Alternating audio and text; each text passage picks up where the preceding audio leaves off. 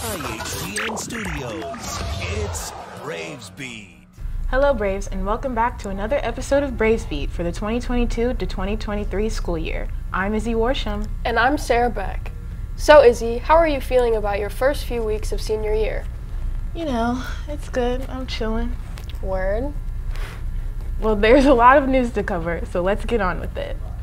September is National Suicide Prevention Month, an annual campaign in the U.S. to inform and engage health professionals and the general public about suicide prevention and warning signs of suicide.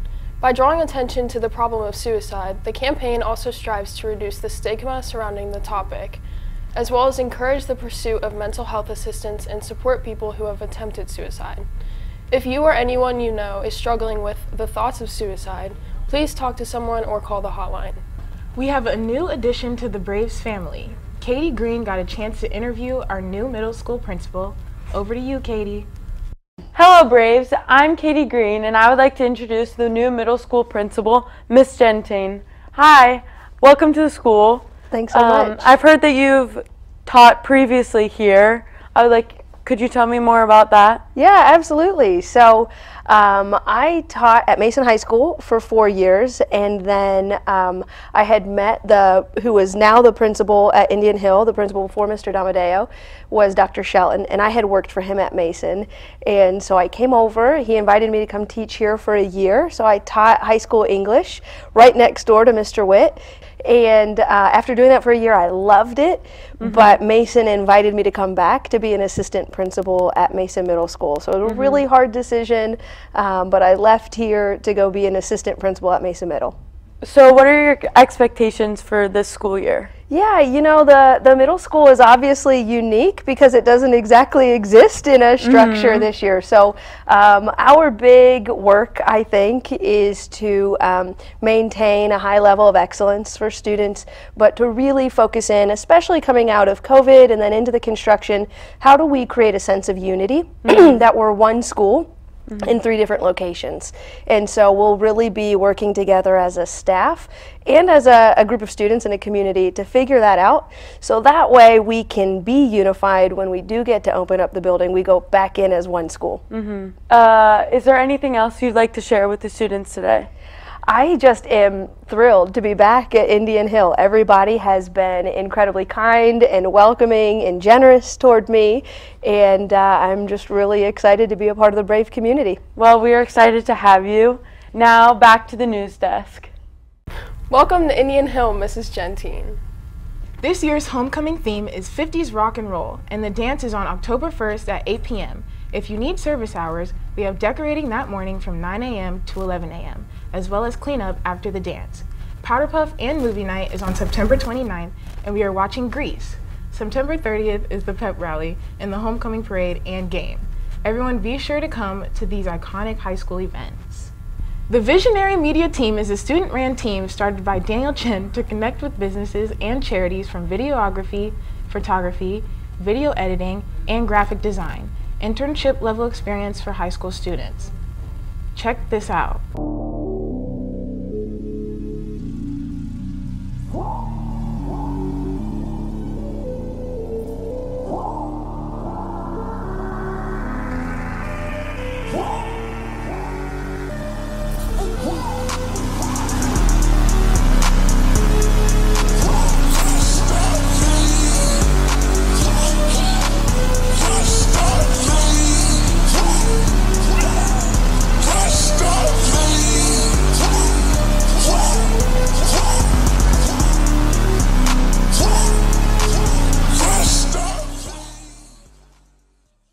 Wow, we have some talented students here at Indian Hill. Everyone be sure to sign up for the Warrior Run. The event includes a 5K run or walk, a 1-mile walk, a kids fun run, great food and music, and carnival-style games. You can even participate virtually if you prefer. Don't delay, be sure to register while it's still available. Miles and Hannah have been brewing up an event sports report. Let's take a look. Hello Braves, I'm Hannah Pollock with this week's sports report.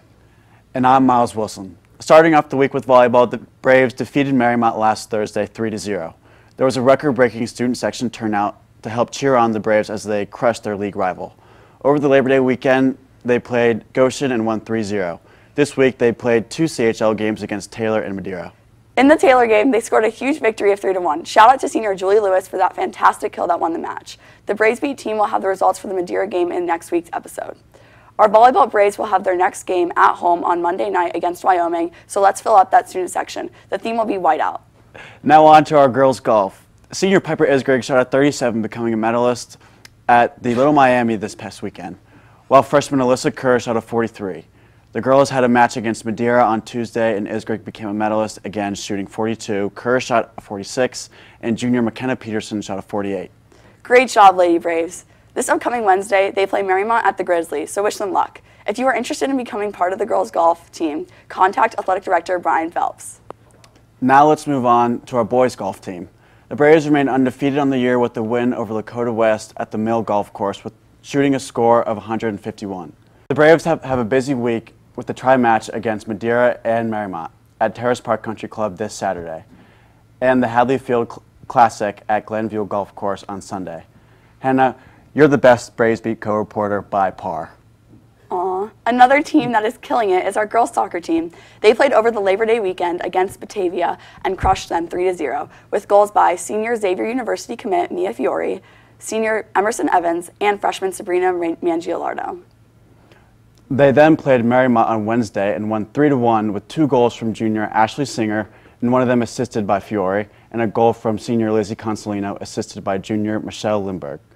Tomorrow the girls take on McNick at 2 p.m. and we would love to see you all at the Shawnee Field to come cheer them on. Continuing with soccer, this past Saturday, our boys soccer team battled against Carroll High School and won 2-0 with goals by sophomore Connor Wilkes and senior Jacob Tan. Junior Zane Higgins assisted in the goal made by Tan. Speaking of goals, Miles, you're one of mine. Thanks. Then on Tuesday, the boys played rival Marymount and won 1-0 with another goal by Wilkes. Senior Victor Consolino came in at the end of the half after being injured for a month, and the team has a home game tomorrow at 7 p.m. against Tippecanoe, so let's make sure to show up and be loud. Let's now talk about our girls tennis team, who won their first round of the OHSAA Team State Tournament last Wednesday against Miami Valley with a clean sweep score of 5-0. On Tuesday, they played Sycamore and defeated them with another whopping score of 5-0. Unfortunately, though, on Wednesday, they fell to former state champs Mason High School. Here are some clips from those 2 matches.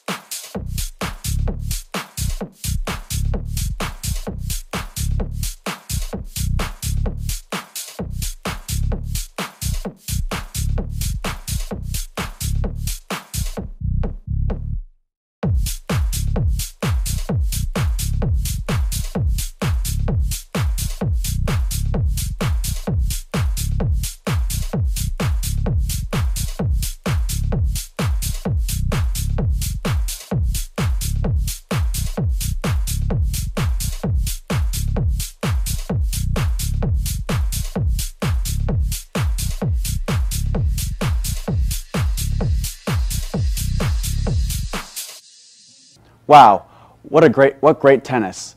And finally, the girls played Marymount yesterday, which we will have the results for next week's episode. Today, they will compete in the second round of the OHSAA Team State Tournament against Tippecanoe at home at 4 p.m. So be sure to come and cheer them on. Our cross-country team had a race at Loveland over the Labor Day weekend, which unfortunately had to be canceled due to the weather. However, this Saturday, they will be traveling to Seneca East to run in the nighttime invitational. Let's talk about the wonderful girls field hockey team, who slaughtered Talawanda High School 10-0 last Thursday. On Tuesday, they fell to Oakwood 1-2 with an amazing goal from senior Nina Foad. Yesterday, they took on St. Ursula Academy in an away game, and we will have those results for you on next week's episode. For their next game, they play St. Ursula again in a home game on Tuesday night. Unfortunately, our football team lost a tough game to Taft last Friday. They're planning to come back with a statement win tonight against undefeated Wyoming at home, so be sure to come to Tomahawk Stadium at 7 p.m. The theme is Cops versus Robbers. Well, Hannah, do you plan on going to any sports games this weekend? Yes, I'm playing in the girls' tennis match today against Tippecanoe, and I plan on going to the boys' soccer game tomorrow night against Tippecanoe. What about you, Miles? I'll be at the football game tonight and the soccer games tomorrow. Now let's get back to the news desk. Keep pulling the wins, Braves. Last year, senior Sky Williams was the first Brave to ever place second in the OHSAA Sports Sectional Bowling Tournament and second place in districts. Well, she is teamed up with Mr. Phelps to create the new bowling team. Bowling is a winter varsity sport running from towards the end of October through mid-February.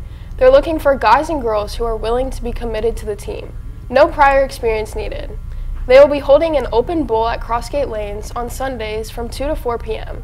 If you plan on coming, bring $10 for admission and shoe rental. If you are interested in joining the bowling team, email Sky Williams for more information. Well, Sarah, am I going to see you at the bowling alley? Of course! I love bowling. Good. I'm glad to hear. Well, that's all, folks, so be sure to follow us on Twitter, subscribe to us on YouTube, and email us with any school updates.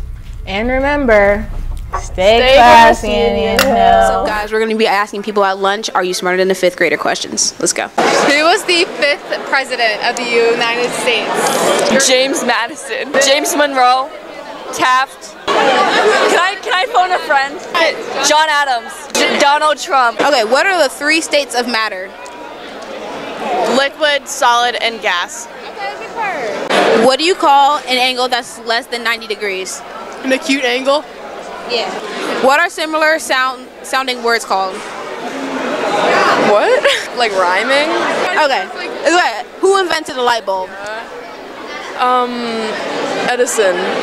Who was the 5th president? I don't know. Adams? No, I don't remember. I don't either. What's the right answer? Monroe? It's Monroe, I guess. What are the 3 states of matter? 3 things that matter? No, what are the 3 states of matter? I don't know. Solid, gas, and liquid. Alright, which North American city has the biggest population? New York? New York City? New York. New York? No, it's Mexico City. Who invented the light bulb? Thomas Edison? Yeah. Okay.